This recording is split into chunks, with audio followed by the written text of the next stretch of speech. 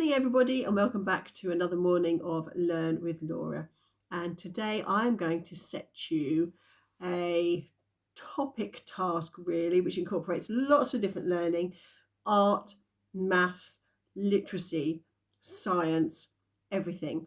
Now, for some of you, if you want to do take one day to do this, that's fine. But actually, there's enough in this topic to go over a week or even longer if it's really interesting to you, and that's fine. Choose something that you love doing to keep your brain ticking over, to keep that learning going in, because learning is so incredibly important right through your life. You don't stop learning when you leave school. You don't stop learning when you become a parent. You don't stop learning when your children have left home. Learning and educating yourself is a lifelong skill, and if you can educate yourself, then that is even better than just waiting for someone to tell you information in school, because that is not what schools are about anymore. We're not there to tell information. About teaching you how you can learn, how you can get better every day.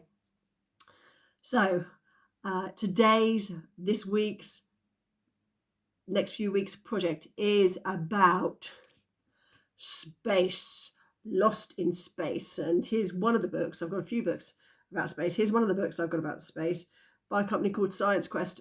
And if it's something your children are interested in, parents, they're not sponsoring me, but they have it's a mix between an information book and a narrative story about space. Lots and lots of information and facts about space in there. So here are a few tasks that you could do about space this week. Obviously, we need to get into space before we can do space, before we can learn what's up there. So I would like you, first of all, today, definitely to design me a rocket. And that means drawing it. I don't want you to go straight in and make it. I do want you to make it, but I would like you to design me a rocket. What's it going to look like? What kind of things do we need to think about? It's got to fly a long way. It's got to have a lot of fuel. It's got to be able to safely carry people. It's got to be able to be controlled from inside the rocket. It's got to be able to be launched. So it's going to need to have a lot of fuel, which might be heavy.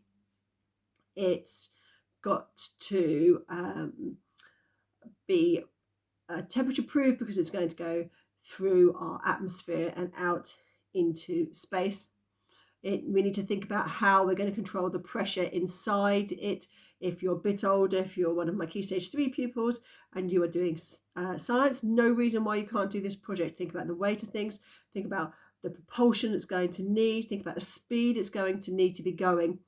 Think about the distance between here and the moon. Can you write it in standard form for me? Can you write it as a normal decimal integer for me?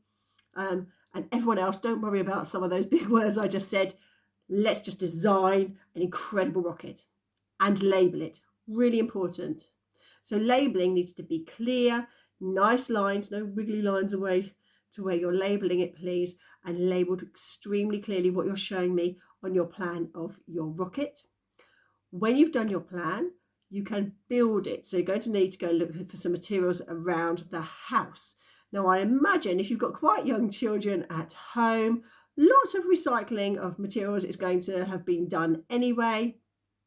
But I'm sure you can find some food packaging or something that we can start to make our rocket out of. So that might be a project for today. Other things that you can do. So, as I've already said, if you're a bit older, can you find me the distance from the sun to each planet? And when you've done that and written down that, can you please show me how you can do that in standard form? I've already mentioned I love Corbett Maths. If you're not sure about standard form, then you can either drop me a message and I'll help you, or you can go to Mr. Corbett Maths, watch his video, and he will explain it really, really well. That's a really great video of his. Can you, if you're a bit younger, find out the names of the planets in our solar system?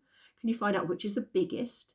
And can you draw me? If you can make me a solar system, that would be amazing. But I'm imagining not everyone's got the materials for that at home right now. But can you draw me a solar system? So draw me a sun at one side of your paper and draw me the planets in order up until the last one. Now, there are 8 planets in our solar system, so you should have 8.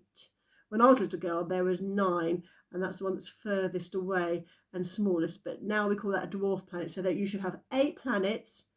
And I'd like you to try and do them in size order and really look online or look in a book and do some investigation about what they look like. What colour do they look like from outer space? If you're in Key Stage 2, once you've done that, which I expect you should be able to do pretty easily, to name those planets and in order, and there are lots of songs on YouTube and things to help you with that, I would like you, please, to find out for me about the satellites that go around them. And by satellites, I don't mean man-made satellites, I mean their moons, because each of the planets has a different number of moons. They've all got different names, named by humans, obviously. So find out for me how many moons has each planet got that goes around it. That would be another really good thing you could do. What else could you do? Dress up as a spaceman, pretend you're in zero gravity. If you're in Key Stage 3, find out about the difference between weight and mass when you are in space, or if you're walking on the moon, or if you're walking on Earth. What does that mean? So have a little investigation of that for me, please. I'm sure there are loads and loads of things you could do. Draw your own space picture, lots of art, lots of maths, lots of writing. And the last thing that you could do for me, other than your own thing, is write me a story about space. Imagine you are the person going to space. And remember, when we're writing stories, we're thinking about the setting and the characters.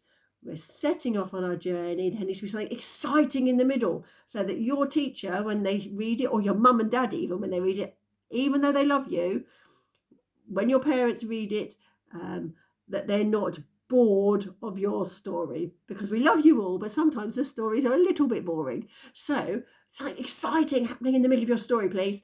And then what's going to happen at the end? Is it going to be a happy ending? Is it going to be a sad ending? It doesn't have to be a happy ending if you don't want it to be, but what is going to happen at the end of your space story? So loads of ideas for the next couple of days on space. Have a wonderful time investigating, and I will see you soon for another Learn with Laura.